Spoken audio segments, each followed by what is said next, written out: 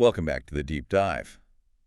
Today we're really tearing apart a deeply held organizational assumption, We are. and we're examining a stack of foundational research that, well, it forces us to question one of the biggest budget lines out there: Right. training. Right.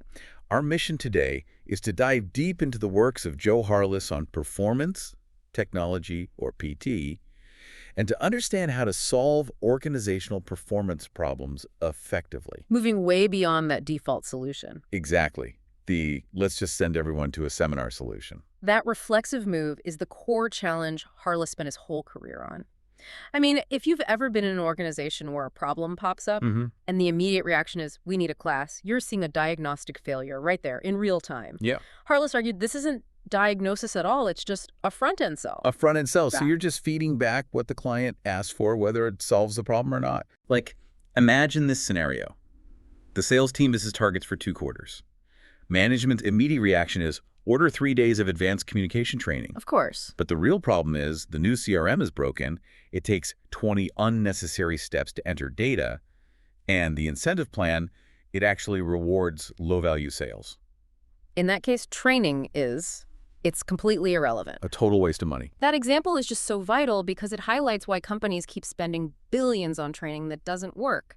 We're looking for a systematic framework here. The front-end analysis. Yes, the front-end analysis that tells you when training is the right call, and more importantly, when it's the most expensive, time-consuming, and least effective solution you could possibly choose. So let's jump right in. This default fallacy, it's insidious. You see it everywhere. Yeah. Self-paced training, computer-based training, all that.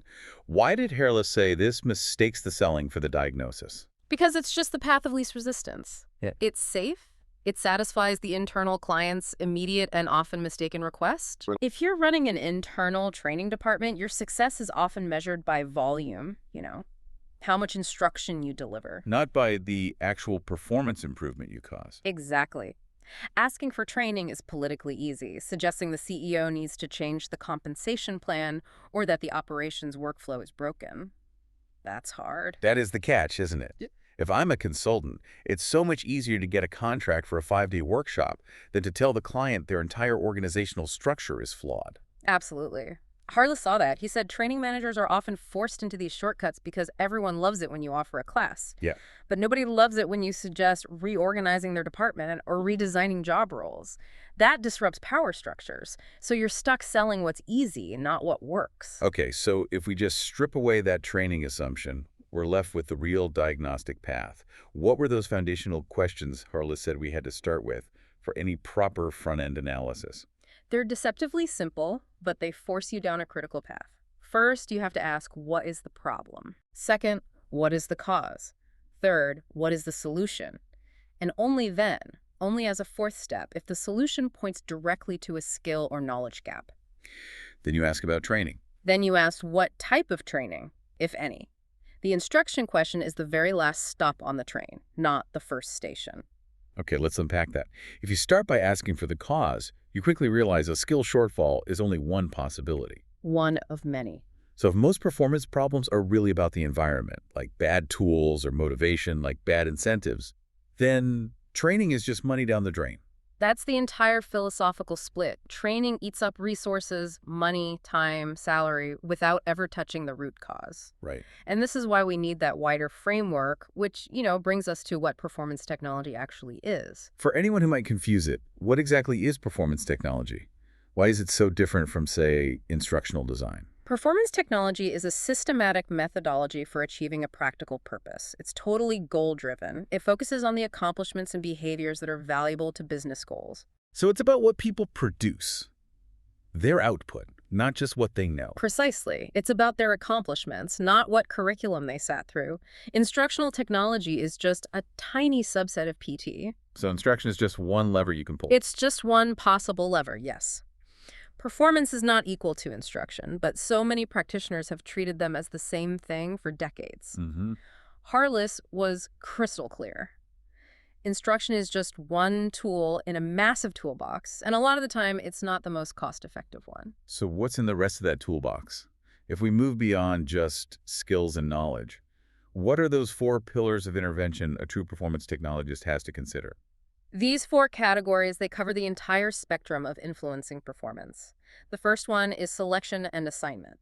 So hiring the right people, putting them in the right roles. Exactly. Job descriptions, assigning staff where they can actually succeed. The second is environment. Okay. This is huge. It's redesigning work processes, giving people better tools, improving the physical layout, better feedback systems. The third is motivation and incentive. Right. Or affect. This deals with compensation, recognition, performance measurement, setting the right quotas and goals.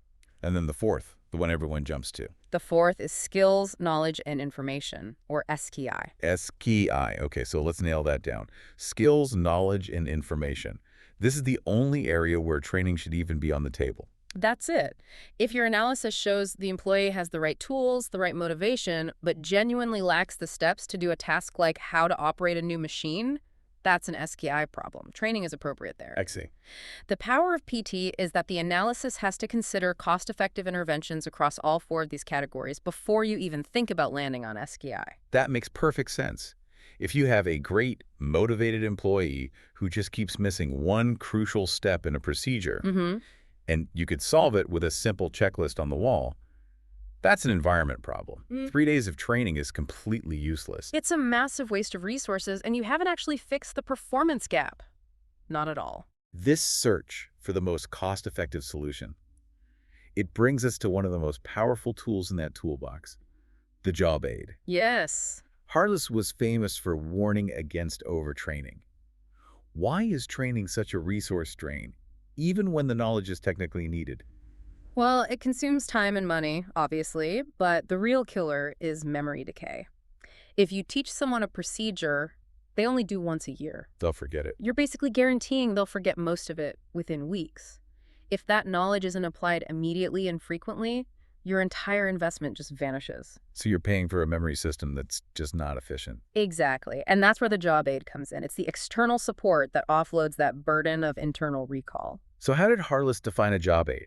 And how do we decide when to use one versus demanding full memory recall training? A job aid is an external influence. It gives you the necessary information right at the point of performance. Like a checklist. A checklist, a reference guide, a little procedure sheet taped to the equipment, a flow chart on the screen. It means you don't have to remember all the detailed steps to get it right. And he had a decision grid for this, right? Yeah. What are the key criteria that should push us toward a job aid? There are 2 big ones. First, if the performance happens relatively infrequently, a job aid is almost always the right answer. It just solves the memory decay problem. Okay, that's number 1. Second, if the performance requires very high accuracy because the consequences of a mistake are severe. Like a complex medical procedure or a machine startup. Exactly, you need a job aid. Relying on memory introduces risk. Recall training is only necessary if the performance absolutely must be done from memory, and it's done frequently, like a daily customer interaction. This whole discussion brings us to one of my favorite quotes from this entire deep dive. It just perfectly summarizes our bias towards unnecessary training. Oh, I know the one you mean. Harless's rule number 342. Tell us. He said, "To make every fat course, there's a thin job aid crying to get out." That says it all, doesn't it? It does. That thin job aid is the cost-effective solution that performance technologists should always be hunting for. That's the core insight.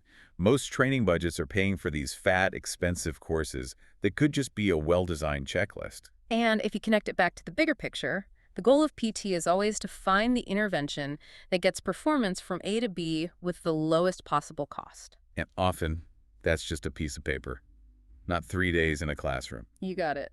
Okay, now let's tackle the biggest philosophical objection you hear. The soft skills challenge. The fuzzy stuff. Yeah, in the real world, management says things like, we need better collaboration, or our leaders need more strategic thinking. It feels impossible to apply an engineering file analysis to that. Is PT only for mechanical tasks? Harless knew people felt this way. He called it the soft area challenge. But he argued these areas aren't inherently too soft for analysis. They're just poorly articulated. So the failure isn't in the method, it's in how we apply it. That's it. But, I mean, in a big company, how realistic is it to spend weeks defining the measurable behaviors of leadership instead of just buying an off-the-shelf course on communication? It's completely realistic. In fact, it's necessary if you actually want results. If you don't define it, you guarantee failure. So you have to make the fuzzy concrete. Yes. The critical step is to apply rigorous analysis to define that fuzzy problem in terms of concrete, observable accomplishments and behaviors. You have to move away from the general terms. Okay, give me an example. All right. If the complaint is lack of strategic thinking, what observable action is missing? Is it that project leaders aren't getting cross-functional sign-off? Is it that they only plan 3 months ahead instead of 12? I see. So the whole inquiry shifts. You stop asking this vague internal question. And you start asking the actionable external one. What's the question shift? The key shift Harless pushed for was to stop asking, what do we want them to know about leadership? And start asking, what do we want them to do? That one word, do, forces you to focus on measurable performance gaps. It gives you clarity and prevents you from wasting money on vague solutions that don't lead to a measurable accomplishment. And this applies to any project, really. The less specific your goal, the more likely you are to waste resources. You can't train for goodness. Right. You can only train for a specific, measurable act of good performance. That's what's so fascinating. If you define the problem as, we need better customer service, but the real accomplishment gap is that your staff can't log complaints correctly because the system is a nightmare. Then you redesign the system, an environment fix. You redesign the system, you don't train communication skills. The rigor of the analysis always dictates the intervention. Always. Okay, finally, let's get to the real-world application of all this. This brings us to a reality check Harless did back in 1997. He surveyed organizations, in-house teams, consulting firms about their PT practice.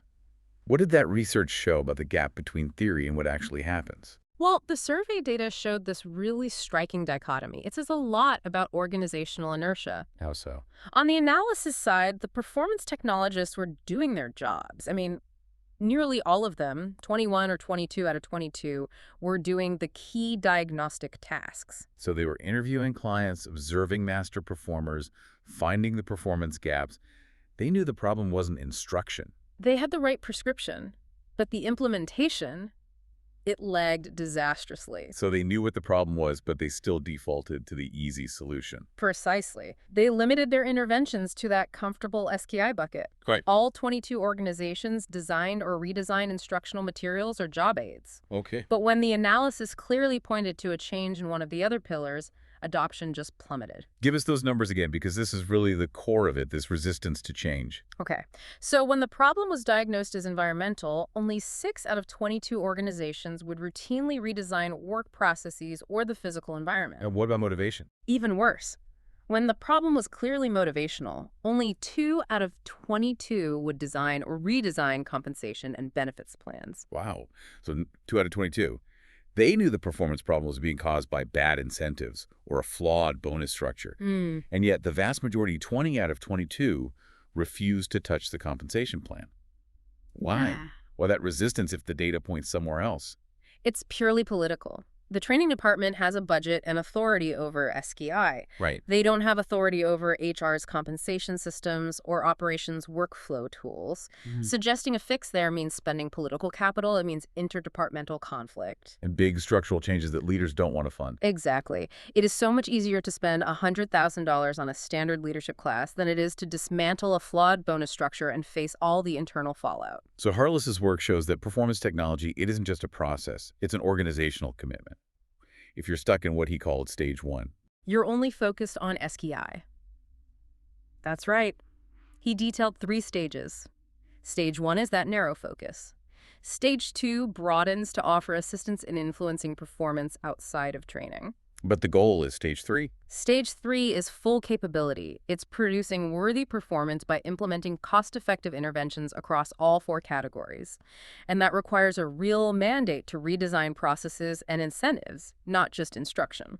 This has been an incredibly clarifying deep dive. To summarize the core takeaway then. Yeah. Performance improvement has to start with an honest front-end analysis that systematically checks selection, environment motivation, and SKI. And never defaults to instruction. And never. Performance technology isn't just about tools. It's about a commitment to achieving practical, measurable goals and relentlessly challenging the assumption that a performance problem is always a knowledge problem. If we're serious about improving organizational output, we have to analyze what people produce and then commit to the most cost-effective path, no matter which department holds the budget for it. Which brings us to our final provocative thought for you to chew on. Think about a performance gap in your own world. If you rigorously applied the Harless FEA and you found the true cause was environmental or motivational, would your organization have the political will and the authority to actually implement that non-training solution? That's the real question. Look for that thin job aid in your world and then check who's standing in the way of its release.